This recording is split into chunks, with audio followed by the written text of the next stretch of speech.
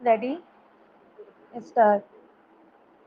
देश में नई शिक्षा नीति 2020 के प्रभाव में आने के बाद मातृभाषा के माध्यम से शिक्षण पर नए सिरे से प्रयास शुरू हो चुके हैं। इसकी अनुशंसाओं में जोर देकर कहा गया है कि कम से कम कक्षा 5 तक बच्चों को उनकी प्रथम भाषा मातृभाषा के माध्यम से पढ़ाया जाना चाहिए और अगर संभव हो तो कक्षा 8 या इससे आगे की पढ़ाई भी मातृभाषा में हो तो बेहतर होगा।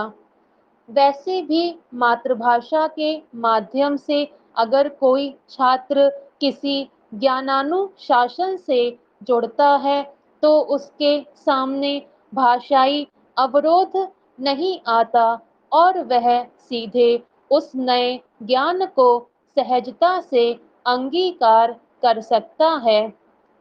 उसकी क्षमता का विकास स्वाभाविक परिवेश में बेहतर तरीके से हो सकता है जिसका सकारात्मक असर बच्चे के व्यक्तित्व पर जीवन भर रहेगा। यह शिक्षा नीति इसके लिए अनेक उपाय सुझाती है। मसलन स्थानीय भाषा में पाठ्य सामग्री का निर्माण, बहुभाषी शिक्षण की व्यवस्था, केंद्र और राज्य सरकारों द्वारा स्थानीय भाषाओं के जानकार शिक्षकों की व्यवस्था करना, इस क्षेत्र में प्रौद्योगिकी का भरपूर उपयोग करना आदि। इसके साथ इस बात को भी रेखांकित किया गया है कि विज्ञान और गणित की पाठ्य सामग्री यथासंभव द्विभाषी बनाई जाएगी जिसमें एक भाषा अंग्रेजी भी होगी। निश्चित रूप से नई शिक्षा नीति 2020 भारतीय जनमानस से औपनिवेशिक पहचान को निकालकर उसके स्थानीयकरण की दिशा में एक मजबूत सैद्धांतिक आधार तैयार करती है। अब इस शिक्षा नीति की सिफारिशों पर काम शुरू हो चुका है और नई राष्ट्रीय पाठ्यचर्या की रूपरेखा बनाने की पहल दिखने लगी है।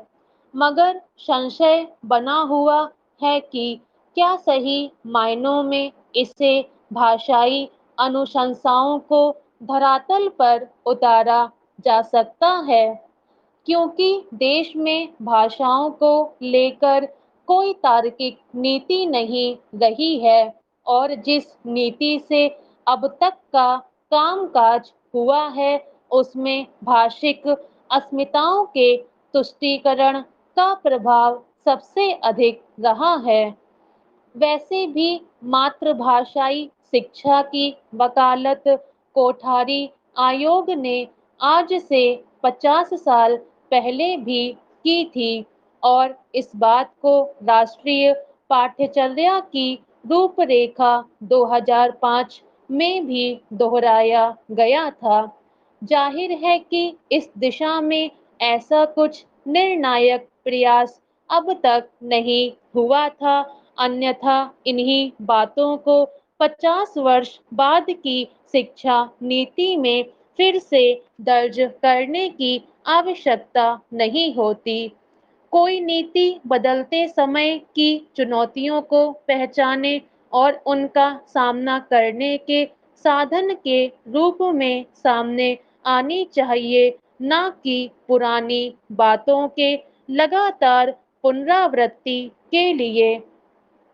बहरहाल अब चूंकि सरकार ने इस दिशा में काम शुरू कर दिया है तो उम्मीद की जानी चाहिए कि शायद धरातल पर कुछ बदलाव दिखे। भारत एक सघन बहुभाषिकता वाला देश है जहां 2011 की जनगणना प्रक्रिया में कुल मातृभाषाओं की संख्या 19,569 दर्ज की गई थी। भाषा वैज्ञानिक आधारों पर इनके कोटिकरण के बाद इनकी संख्या 1369 रखी गई। स्टॉप।